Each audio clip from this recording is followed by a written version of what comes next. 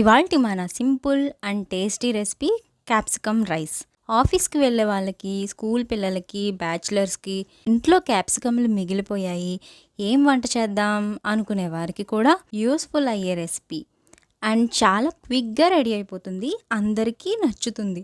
Let's start simple capsicum rice. ముందుగా పాన్లో గుప్పెడు వేరుశనగలు వేసుకుని వీటిని డ్రై రోస్ట్ చేసుకోవాలి. ఇవి బాగా వేగాక ప్లేట్లోకి తీసుకోవాలి.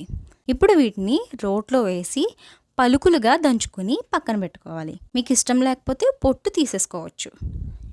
ఇప్పుడు మరలా స్టవ్ మీద పాన్ పెట్టి కొద్దిగా నెయ్యి, 3 టేబుల్ స్పూన్ల నూనెని హీట్ చేసి పావు టీ స్పూన్ ఆవాలు, పావు టీ స్పూన్ జీలకర్ర, 2 ఎండుమిర్చి వేసి ఆవాలు చిటపటలాడేంత వరకు వేయించుకోవాలి.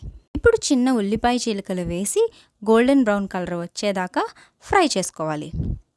ఇవి గోల్డెన్ బ్రౌన్ కలర్ వచ్చాక దంచుకున్న వేరుశనగపప్పు వేసుకుని బాగా కలుపుకుని 2 పచ్చిమిర్చి తరుగు, 1 పెద్ద క్యాప్సికమ్ తరుగు వేసుకుని బాగా ఫ్రై చేసుకోవాలి. క్యాప్సికమ్ ఇప్పుడు వేయడం వలన బాగా మెత్తగా అయిపోకుండా ఉంటుంది. క్యాప్సికమ్ వేగడానికి ఒక 5 మినిట్స్ సరిపోతుంది. ఇప్పుడు పావు టీ స్పూన్ అల్లం వెల్లుల్లి పేస్ట్ వేసి లో ఫ్లేమ్లో పచ్చివాసన పోయేదాకా వేయించుకోండి.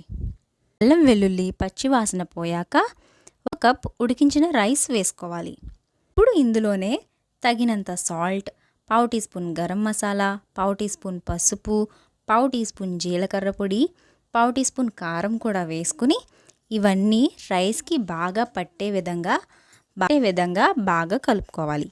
ఇప్పుడు హై ఫ్లేమ్లో 2 నిమిషాల పాటు టాస్ చేసుకుని కొద్దిగా కొత్తిమీర తరుగు చల్లుకుని దించేసుకోండి. అంతే, టేస్టీ క్యాప్సికమ్ రైస్ రెడీ. ఇది చాలా టేస్టీగా ఉంటుంది. చూడ్డానికి ప్రాసెస్ అంతా సింపుల్గా ఉంది అని అనిపిస్తుంది, కానీ టేస్ట్ మాత్రం చాలా బాగుంటుంది. డిఫరెంట్ టేస్ట్ వస్తుంది, ఫ్లేవర్ఫుల్గా ఉంటుంది. డెఫినెట్లీ రెండోసారి కూడా ప్రిపేర్ చేసుకుని తింటారు. ఇది రైతాతో ట్రై చేయండి, చాలా బాగుంటుంది. మీరు కూడా ఇంట్లో ట్రై చేసి ఎలా వచ్చిందో కామెంట్ చేయండి.